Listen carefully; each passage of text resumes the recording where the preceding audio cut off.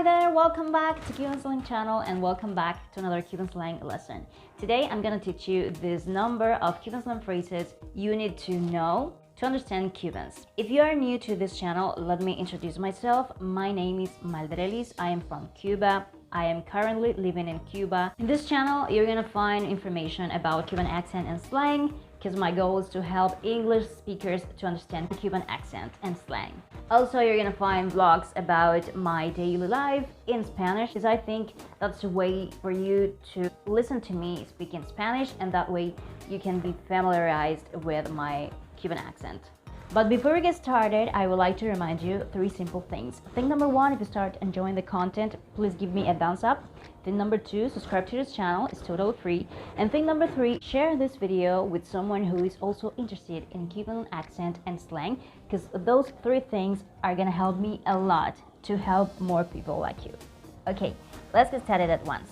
Vamos para allá. Okay, the first phrase I bring you today is this one. Colgar los guantes. Colgar los guantes. Colgar los guantes means to give up. To give up on something or to give up on someone. For example, if you're in a relationship and you're realizing that that relationship isn't going well, you say, voy a colgar los guantes. Esto no va bien. Another example, maybe one of your friends is starting a business, and we all know that when you start a business, it's really hard at the very beginning, but you see that business is really good and you want to encourage your friend and say, no cuelgues los guantes, sigue adelante. And the last example I bring you with this phrase is when you already gave up, you say, colgué los guantes, ya no aguante más. I ended up my relationship, or I finished that business because I couldn't stay more time there, so colgué los guantes.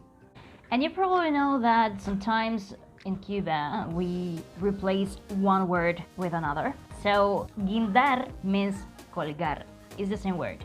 So instead of saying voy a colgar los guantes, sometimes some Cubans say voy a guindar los guantes, or no guindes los guantes, or guindé los guantes. When Cubans say me cogió lo que anda, it literally means that there's some virus around on the air and he got sick. So when you hear some Cubans saying me cogió lo que anda, it means a virus caught me and now I'm sick.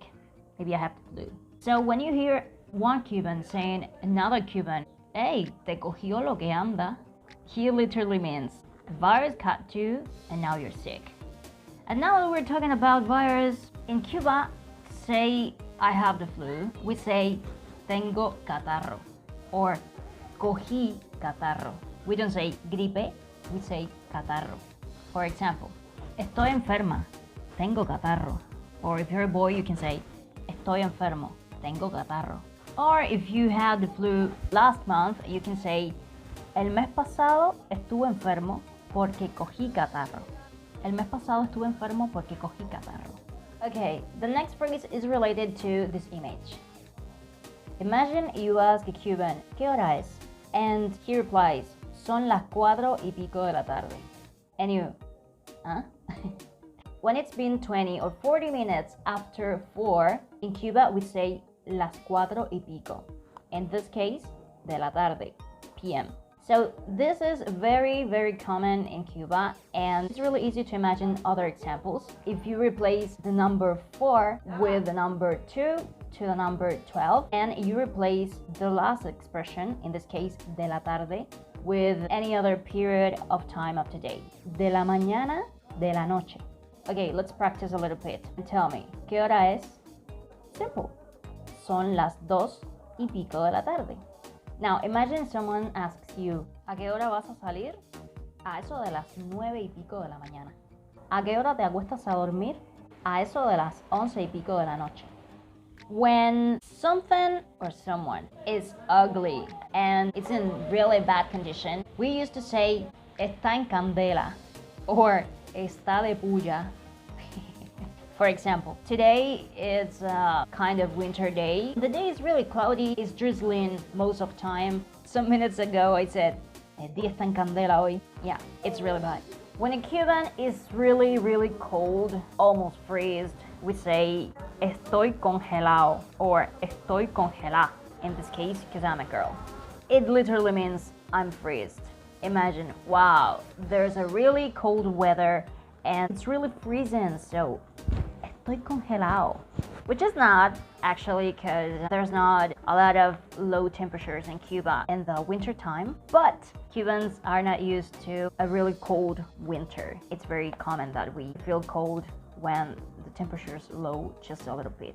So if you listen to a Cuban saying estoy congelado or estoy congelada or este frío me tiene congelado or este frío me tiene congelada, we mean I'm freezed because of this cold weather.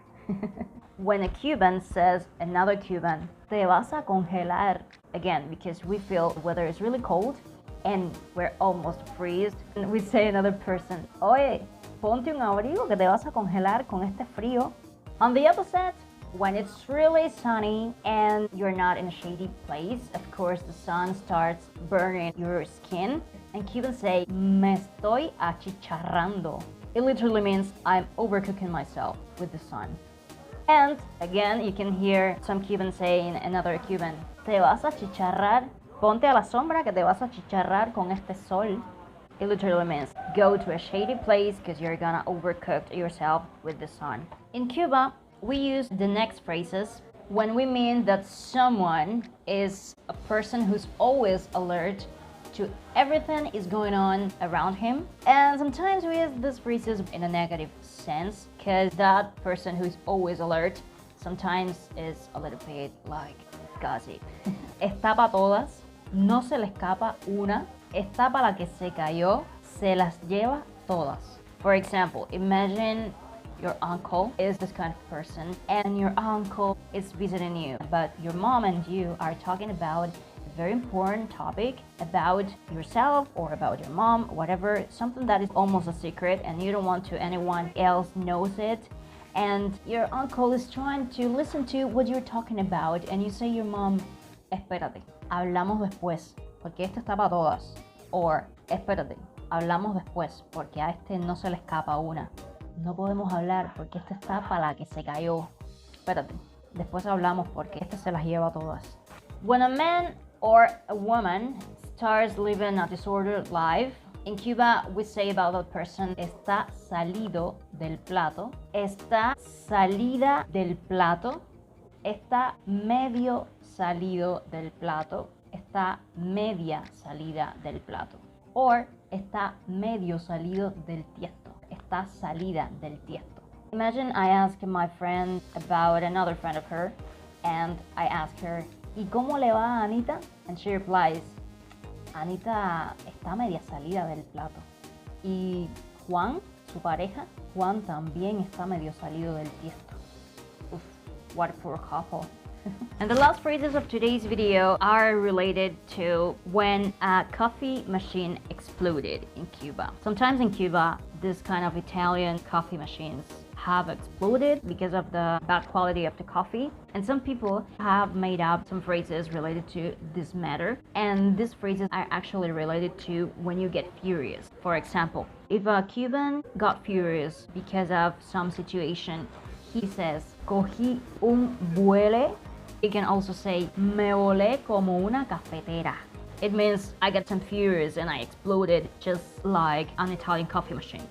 Or, me exploté como una cafetera. For example, ¿y qué te dijeron? Ay, no me digas nada. No me gustó lo que me dijeron y me volé como una cafetera. Okay, that was it for today's video. Thank you so much for watching this video up to the very end. Let me know which phrase was your favorite one. Did you know some of these phrases already? Don't forget to like, subscribe for free, and share with others who are also interested in Cuban accent and slang. You can also watch this video or maybe this one, and hope to see you very soon in my next video. Bye bye!